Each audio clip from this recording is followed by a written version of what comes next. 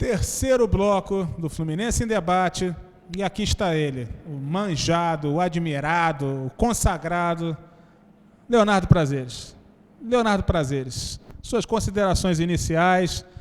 Não seja tão agressivo, odeie menos, o mundo precisa de mais amor.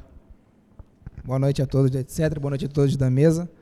Minhas considerações iniciais, vamos começar a falar das abelices, né? Eu venho citando programa atrás de programas as burradas do Abel durante essa passagem do Fluminense mais uma vez. Calma, Léo.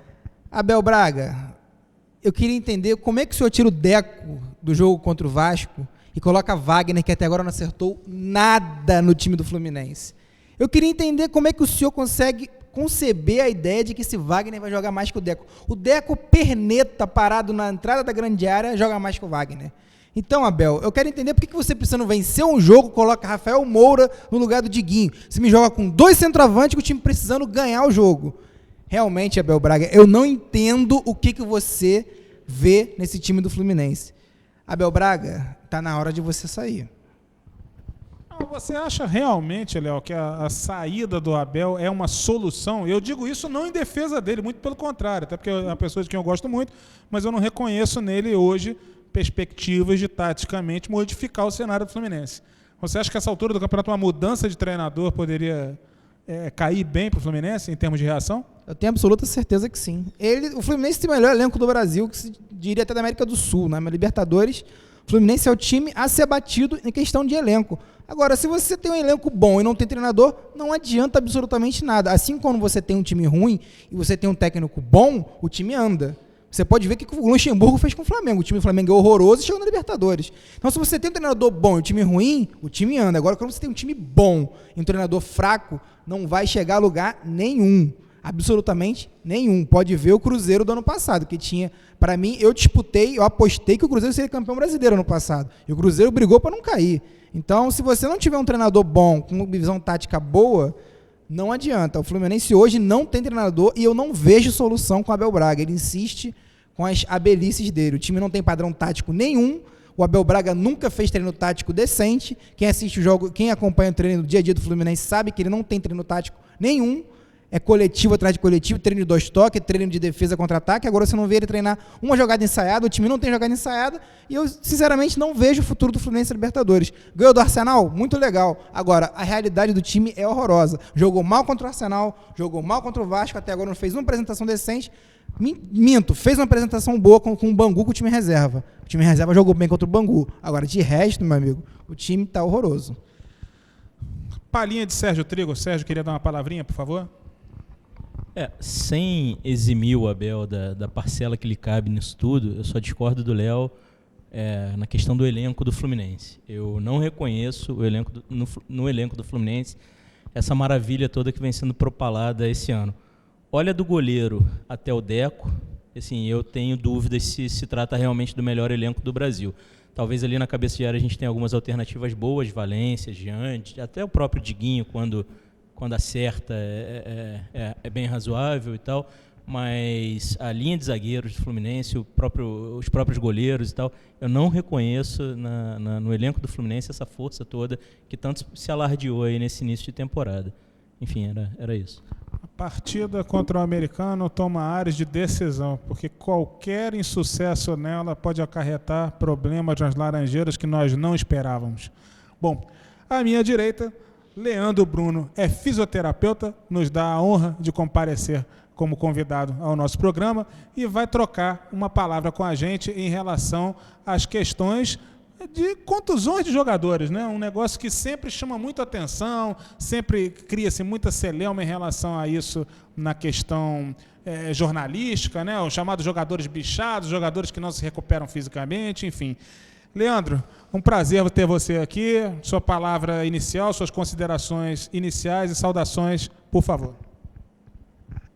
Boa noite, bom dia ou boa tarde, não sei a hora que os 24 horas. Que os espectadores irão assistir, tá? Paulo, obrigado por estar primeira vez aqui na mesa, espero que tenha mais oportunidades. Mário e Léo. Um pouquinho. Sérgio, desculpa, Sérgio. Misturou, fez o Mário Sérgio. Boa lembrança, né? Excelente jogador. Como pessoa não vale nada, mas era excelente jogador. Mas então, Leandro, a gente ia trocar algumas palavrinhas em relação a essa questão de recuperação de jogadores. A gente já tinha conversado antes no intervalo. E a gente ia falar de 2 casos que são sempre muito citados em termos de Fluminense, por ocasião de alguma contusão, ou mesmo situações de natureza física quaisquer que sejam muito abordadas pela imprensa. Seriam os casos específicos de jogadores, um pouco mais veterano e um outro nem tanto, que seriam o caso do Deco e do Fred. O que você teria para dizer para a gente em termos de recuperação desses jogadores? Durante um certo tempo, e eu mesmo fui uma das pessoas que, como leigo, acabei entrando nesse processo, muitas pessoas achavam que o Deco já não teria condições, ano passado, de recuperar o seu futebol por conta das seguidas contusões. E, de repente, ele veio num histórico de recuperação, de consagração, né, como titular, mantendo-se sem contusões, mantendo-se numa longa temporada. O que você poderia falar para a gente em relação a isso? O mesmo caso é do Fred, como complemento. O Fred também era um jogador que, historicamente, na França teve muitos problemas de contusão. No Fluminense já teve algumas contusões mais longas. O que você poderia falar para a gente desses 2 jogadores que tanto representam em termos de qualidade para o time do Fluminense atual? Primeiramente, eu vou começar a falar do Deco. Tá? O Deco é um jogador já com 32 anos, né? 34 anos. Ele veio de um bom tempo na Europa, Portugal, e depois Portugal, Espanha e Inglaterra agora no Chelsea. Então o trabalho feito lá na Inglaterra, a parte física é totalmente diferente da parte física daqui. A parte física lá na Inglaterra é menos puxado, não é tão forte como aqui. Então ele veio para o Fluminense, ele começou a fazer um trabalho físico aqui, puxado, a musculatura dele não aguentou. O campo lá na Europa é um tapete, né? Aqui é uma Avenida Brasil, onde jogamos a maioria dos campos. As Laranjeiras tinha um gramado que era horroroso, né? O Peter, desde que ele entrou, ele começou a melhorar a estrutura. Hoje a gente tem um campo, digamos que dá para você treinar, entendeu? Não é 100%, mas dá para você treinar, entendeu? Tá dando para você treinar. E o Deco começou, né, treinar, começou a ter inúmeras lesões, e é aquele jogador que machucava, aí tratava, passava, era 3, 4 jogos, se lesionava de novo, né? Aí todo mundo na expectativa do Deco, vamos ver o Deco. Aí ele começou a tratar, ficou umas 3 ou 4 sequências dessa. Ficava bom, ficava 3, 4 jogos, né? E o Fluminense, quando veio o Abel Braga, isso é um ponto positivo, tanto para o Deco como para o Fred, veio um preparador físico novo, não desmerecendo o preparador físico antigo. Veio um preparador físico novo, que é o Cristiano Nunes, junto com a melhora do campo. Então tudo é um conjunto. Então começou a fazer um trabalho de recondicionamento físico do Deco, né? Um trabalho, e do Fred também, um trabalho de uma fisioterapia pós-jogo, tá? Pós-jogo, que isso ajudou bastante, entendeu? E hoje, graças a Deus, com esse pool multidisciplinar lá no clube, que é a parte física, a parte da fisioterapia e até a parte do campo, o Deco está conseguindo ter uma sequência grande, entendeu? Quando um atleta começa a ter várias lesões musculares seguidas, avaliados várias situações, desde a parte dentária de um atleta, se está com algum foco infeccioso, algum problema muscular, deficiência, ter uma musculatura mais forte que a outra. Então são feitos exames biomecânicos, entendeu? Então com o Deco estava tudo certinho, não foi visto nenhum problema. Problema de articulação, se você tem um atleta que tem um problema articular na pelve, no quadril, se tem um quadril mais rodado, se tem uma perna maior que a outra, isso pode causar lesões musculares. Então tudo foi visto, tanto nele como no Fred, e não tinha nada. E agora, graças a Deus, o Deco está tendo uma sequência boa. Lógico que tem treinos que ele não tem como suportar a parte física, o trabalho físico igual aos outros jogadores, ele é dosado, entendeu? E vai ter jogos também que ele vai ter que ser poupado, senão a musculatura dele não aguenta, pela idade dele, entendeu? E o Fred, como todo mundo já sabe, é um jogador que veio da França, teve também algumas lesões musculares lá, veio no Fluminense nessa mesma sequência, mas o Fred tinha um tempo maior continuava a jogar, eram 7 jogos mais ou menos, eram 6, 7 jogos, né? E quando ele começava a fazer gol, a torcida esperava, é agora, bum, se machucava, era panturrilha, e numa das lesões dele, veio à tona, ele saiu na imprensa, todo mundo sabe que ele estava com problema de bebida alcoólica, que ele bebia, entendeu? Foi uma coisa muito chata. O Caipsaque, né? Isso. Você quis dizer isso, o episódio Caipsaque. Isso. E ele é um atleta de alto nível, a torcida espera dele. Ele não estava levando muito como que eu vou falar essa palavra? Ele não estava sendo Fluminense, que o Fluminense e os torcedores queriam que ele fosse para o Fluminense. Então, depois que eu soube que o Mano Menezes entrou em contato com o Muricy, bateram uma conversa, o Muricy chegou até o Fred, a tua oportunidade agora na seleção. Depois dessa conversa, o Fred tomou juízo, tá? Começou, não vou falar que ele parou de sair, parou de beber, mas pelo menos virou atleta. Ele não era atleta, virou atleta. Desde isso, vocês viram, ele foi para a Argentina na Copa América, acho que em 1, 2 semanas, não sei, ele voltou fininho, coisa que ele nunca ficou no Fluminense, entendeu? Nunca ficou no Fluminense.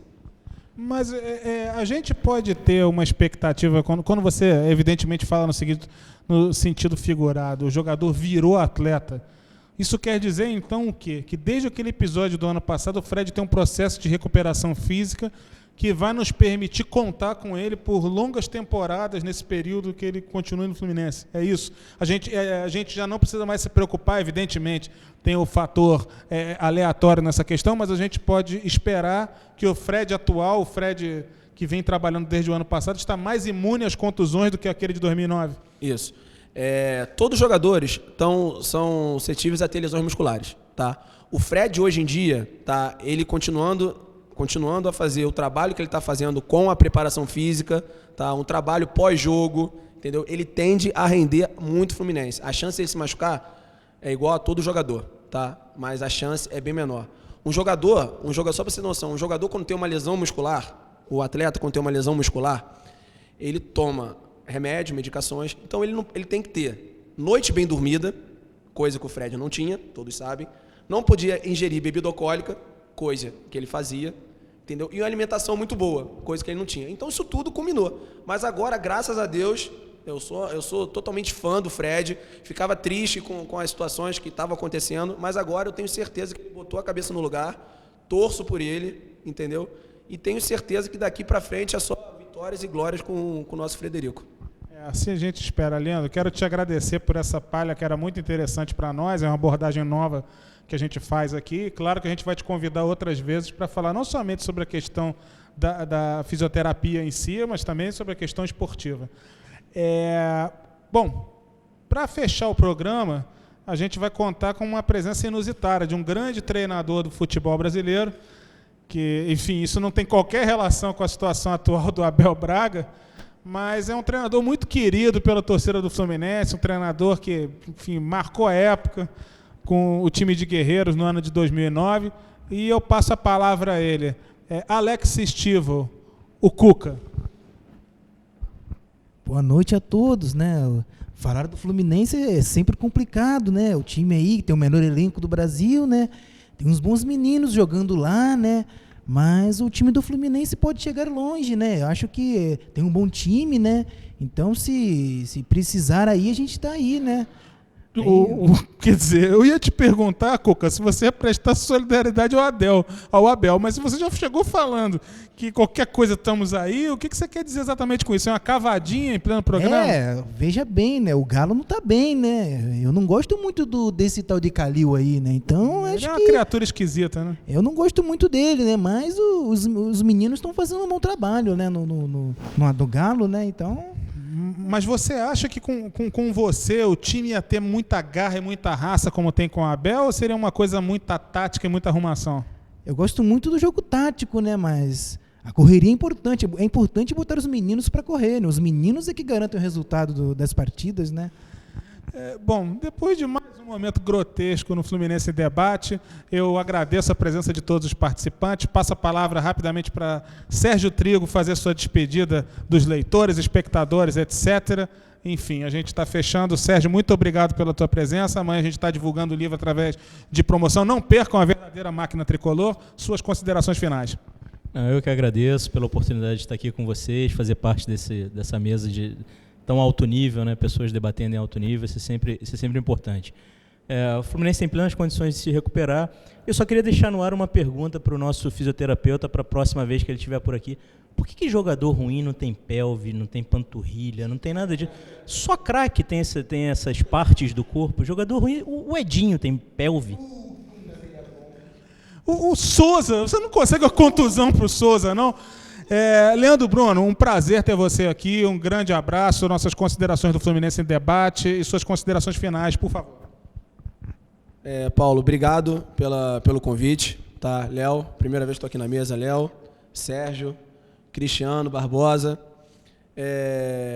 Foi um prazer estar aqui e espero uma próxima vez estar debatendo mais sobre futebol e responder a pergunta do meu querido amigo Sérgio. Só para fechar, pessoal, semana que vem não teremos programa em função das festas momescas, ou seja, se o Fluminense for bem, vocês vão comemorar, se o Fluminense não for mal, a gente vai sofrer calado, e a gente espera que depois do Carnaval tenha de volta as figuras indeléveis do Marcelo Vieira e do Álvaro Dória, que não veio porque está esperando o Olaria pontuar no campeonato. Desde que ele apontou o Olaria como favorito às semifinais, o Olaria foi para o buraco. Um grande Carnaval a todos, na outra semana a gente volta.